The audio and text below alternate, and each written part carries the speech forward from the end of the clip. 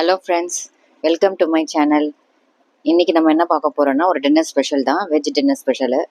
Mushroom kurma dosa தான் dinner special பார்க்க போகிறோம். பசங்களுக்கு எல்லாருக்குமே மஷ்ரூம்னா ரொம்ப பிடிக்கும். பன்னீர் மஷ்ரூம் இந்த மாதிரி இருந்தால் தான் சாப்பிட்ணுன்னு சொல்கிறாங்க. ஸோ மஷ்ரூம் நம்ம எடுத்துகிட்டு மஷ்ரூம் பொடியை கட் பண்ணிக்கலாம். கட் பண்ணிவிட்டு நைஃப் கொஞ்சம் ஷார்ப் பண்ணிக்கிறேன், ஷார்ப்னஸ் கம்மியாக இருக்குது. நைஃப் ஷார்ப் பண்ணிட்டு மஷ்ரூம் கட் பண்ணிக்கலாம். மஷ்ரூம் உங்களுக்கு எந்த ஷேப்பில் வேணுமோ நீங்கள் அந்த ஷேப்பில் நம்ம கட் பண்ணி எடுத்துக்கலாம். கட் பண்ணி எடுத்துகிட்டு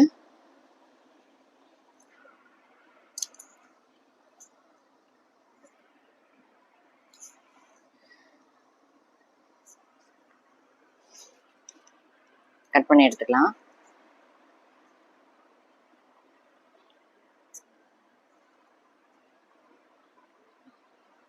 வெஜ்ஜினாலே ஏதாவது ஸ்பெஷலாக இருக்கணும்னு சொல்கிறாங்க பசங்க, அதனால் இன்றைக்கி வந்து மஷ்ரூம் எடுத்தாச்சு. இந்த மாதிரி மஷ்ரூம் நீங்கள் வந்து பசங்களுக்கு ட்ரை பண்ணி கொடுத்தீங்கன்னா கண்டிப்பாக பிடிக்கும். ஹோட்டல் ஸ்டைல் அப்படியே வரும் உங்களுக்கு. அந்த டேஸ்ட் வந்து ஹோட்டலில் நம்மளுக்கு குருமா கொடுப்பாங்க இல்லைங்களா, அந்த மாதிரி ஒரு ஸ்டைலில் நல்ல டேஸ்ட் வந்து. மஷ்ரூம் வாஷ் பண்ணி கட் பண்ணி எடுத்து வச்சுக்கிட்டேன் நான். நெக்ஸ்ட்டு வந்து வெங்காயம் கட் பண்ணிக்கலாம். பொடியாக வெங்காயம் கட் பண்ணிக்கோங்க. நான் வந்து 2 வெங்காயம் எடுத்துருக்கிறேன் பெரிய சைஸில். உங்களுக்கு எந்த அளவுக்கு தேவைப்படுதோ நீங்கள் வந்து அந்த அளவுக்கு எடுத்துக்கலாம். வெங்காயம் பொடியாக கட் பண்ணிட்டதுக்கப்புறம் தக்காளி வந்து நான் ஜாரில் அரைச்சி தான் எப்போவுமே நான் மிக்ஸ் பண்ணுவேன். ஸோ ஜாரில் அரைச்சி எடுத்துக்கலாம்.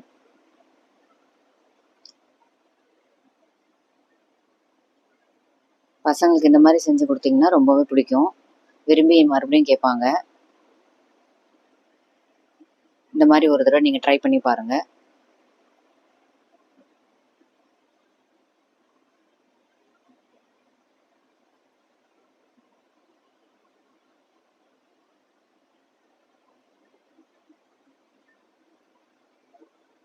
வெங்காயம் கட் பண்ணி எடுத்தாச்சு.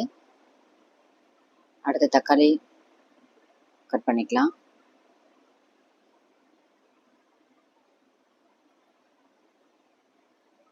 தக்காளி 3 தக்காளி நான் எடுத்திருக்கேன். உங்களுக்கு எந்த அளவுக்கு தேவைப்படுதோ நீங்கள் அந்த அளவுக்கு எடுத்துக்கலாம். நான் ஜாரில் போடுறதுனால 2 பீஸாக கட் பண்ணி எடுத்துக்கிட்டேன். நான் எப்போவுமே தக்காளி மிக்சியில் அரைச்சி தான் போடுவேன். ஸோ அந்த மாதிரி எடுத்துக்கிட்டேன். இப்போ குக்கர் வச்சுட்டு நான் குக்கர்லேயே அப்படியே 2 விசில் விட்டு மஷ்ரூம் வேக வச்சு எடுக்கிறதுனால நான் குக்கர் வச்சுக்கிட்டேன். இப்போ தாளிப்புக்கு நம்ம பிரிஞ்சி இலை மட்டும் தான் சேர்க்க போகிறோம். மற்றது எல்லாமே நம்ம வந்து அரைச்சி விழுதாக சேர்க்க போகிறோம். அது உங்களுக்கு இன்னும் டைம் சேவிங்காக இருக்கும். மார்னிங் டைமு, ஆஃபீஸ் போகிற டைமு, ஸ்கூல் டைம்லலாம் நீங்கள் இந்த மாதிரி செஞ்சிங்கன்னா உங்களுக்கு இன்னும் டைம் சேவிங்காக இருக்கும். நைட்டுக்கு சிம்பிளாக நீங்கள் செய்யணுன்னாலும் இந்த மாதிரி அரைச்சி விட்டு நீங்கள் செஞ்சுக்கலாம். வெங்காயம் நல்லா வதங்கட்டும். நல்லா கொஞ்சம் கோல்டன் ப்ரௌனாக வர வரைக்கும் வதங்கட்டும்.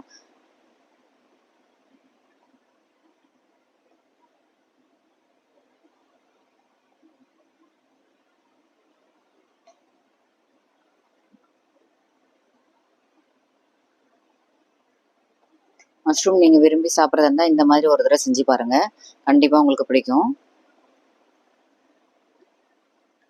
வெங்காயம் நல்லா கோல்டன் ப்ரௌன் ஆகிற வரைக்கும் நல்லா வதக்குங்க. அப்போ தான் அந்த டேஸ்ட் கொடுக்கும் நம்மளுக்கு. நான் எப்போவுமே கோல்டன் ப்ரௌன் ஆகிற வரைக்கும் தான் வதக்குவேன். கொஞ்சம் அந்த லைட்டாக ஆகிற வரைக்கும் விட மாட்டேன். இப்போ தக்காளி அரைச்சி எடுத்துக்கலாம்.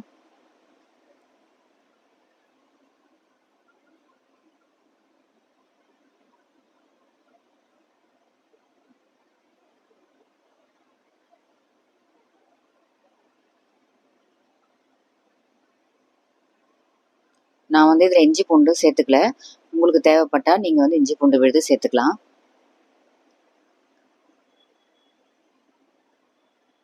தக்காளி போட்டதுக்கப்புறம் உங்களுக்கு தேவையான அளவுக்கு உப்பு, தேவையான அளவுக்கு மஞ்சத்தூள், கொஞ்சம் மிளகாத்தூள் இதை சேர்த்துக்கலாம். மிளகாத்தூள் நீங்கள் வேணும்னா சேர்த்துக்கலாம். இல்லை பச்சை மிளகாயில் இருக்கிற காரமே உங்களுக்கு போதும்னா நீங்கள் அதிலே 2 எக்ஸ்ட்ரா போட்டு பச்சை மிளகாவே நீங்கள் வெறும் பச்சை மிளகா மட்டும் சேர்த்துக்கலாம். மஷ்ரூம் ஆட் பண்ணிட்டேன். ஒரு விசில் விட்டாலே போதும், அதிலே நல்லா வெந்துடும். நான் 2 விசில் எடுத்திருக்கேன். நல்லா மிக்ஸ் பண்ணி விட்டுட்டு நீங்கள் விசில் போட்டுட்டு அந்த மஷ்ரூம் வேகிற டைமில் நம்ம வந்து மற்றதெல்லாம் விழுதெல்லாம் அரைச்சிக்கலாம்.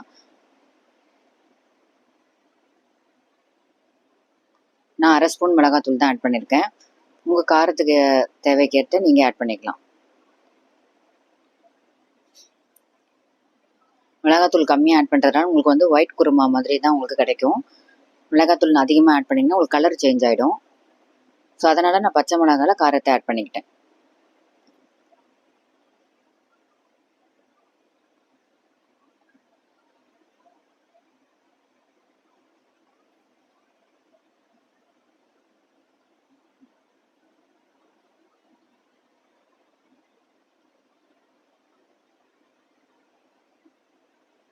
இப்போ ஒரு ஜாரில் பட்டை, கிராம்பு, சோம்பு, தேங்காய், பச்சை மிளகாய், முந்திரி இல்லைன்னா உடச்சக்கல்ல கூட கொஞ்சம் சேர்த்துக்கலாம். அப்படி உடச்சக்கல்லையும் இல்லை அப்படின்னா நீங்கள் வந்து கடலை மாவு ஒரு ஸ்பூன் லாஸ்ட்டாக நீங்கள் வந்து ஃபைனலாக ஆட் பண்ணிக்கலாம். நான் வந்து முந்திரி வந்து ஒரு 10 பீஸ் கிட்ட எடுத்து போட்டிருக்கேன். இதை நல்லா விழுதா அரைச்சிட்டு ஆட் பண்ணிக்கலாம்.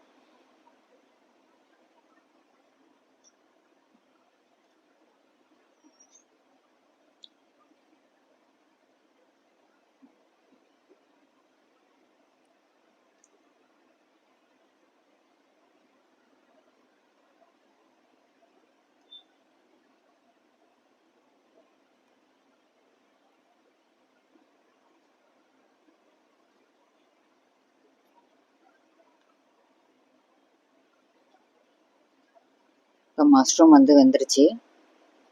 இப்போ நம்ம அரைச்சி வச்ச விழுதை அதில் சேர்த்துக்கலாம். சேர்த்துட்டு ஒரு 5 நிமிஷம் கொதி விட்டிங்கன்னா போதும், மஷ்ரூம் குருமா ரெடி ஆகிடும். ஏன்னா தேங்காய் போட்டிருக்கிறதுனால நீங்கள் ரொம்ப நேரம் கொதிக்க விட வேணாம். ஒரு 2லேருந்து 5 நிமிஷம் போதும்.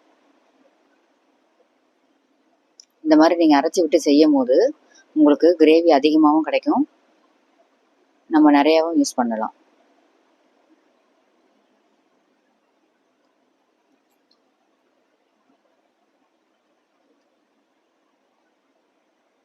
ஒரு இது நல்லா ரெடி ஆயிடுச்சு. விழுதெல்லாம் ஆட் பண்ணியாச்சு. ஒரு 5 நிமிஷம் கொதி வந்தால் போதும், நம்ம எடுத்துடலாம்.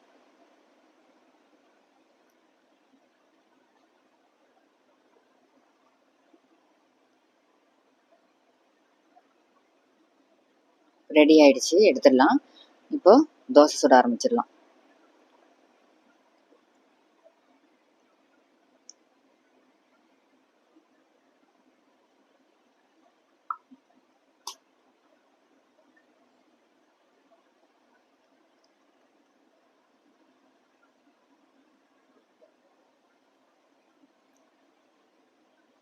வீட்டில் அரைச்ச மாவு தான் நான் எடுத்திருக்கேன். 99% நான் கடையில் வாங்க மாட்டேன் மாவு. வீட்டில் தான் அரைச்சது தான் யூஸ் பண்ணுவேன். ஆனால் வெளியில் விற்கிற மாவு எங்களுக்கு பிடிக்காது, அதனால வீட்டிலேயே அரைச்சிக்கிறது.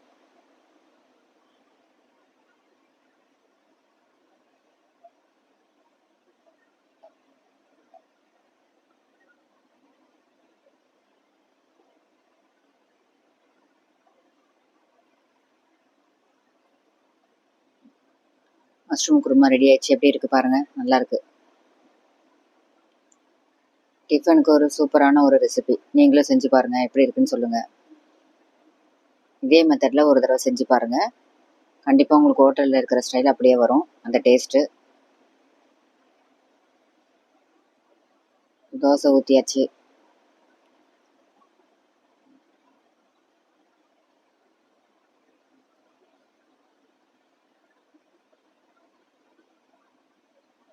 நான் வந்து தோசை திருப்பி போட மாட்டேன். ஒருத்தருக்கும் ஒரு மெத்தடில் சுடணும். ஒருத்தருக்கு திருப்பி போட்டு சுடணும் சாஃப்டா, ஒருத்தருக்கு இப்படி கிறிஸ்பியாக சுடணும் பசங்களுக்கு ரோல் பண்ணி. ஸோ அவங்கவுங்களுக்கு ஏற்ற மாதிரி அப்படி சுட்டு கொடுத்துருவேன்.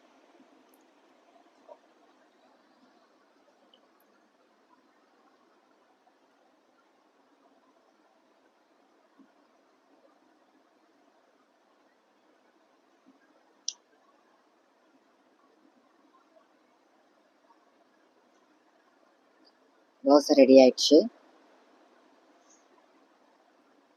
இன்னைக்கு டின்னர் அவ்வளோதாங்க. தோசை மஷ்ரூம் குருமா தான். எப்படி இருக்குன்னு பார்த்துட்டு செஞ்சு பார்த்துட்டு எனக்கு கமெண்ட் பண்ணுங்க. மஷ்ரூம் குருமாவும் ரெடி ஆயிடுச்சு. சாப்பிட்றதுக்கு பசங்க ரெடி ஆயிட்டாங்க. இந்த ரெசிபி உங்களுக்கு பிடிச்சிருக்குன்னு நினைக்கிறேன். எப்படி இருக்குன்னு செஞ்சு பார்த்துட்டு கமெண்ட் பண்ணுங்க. தேங்க்யூ.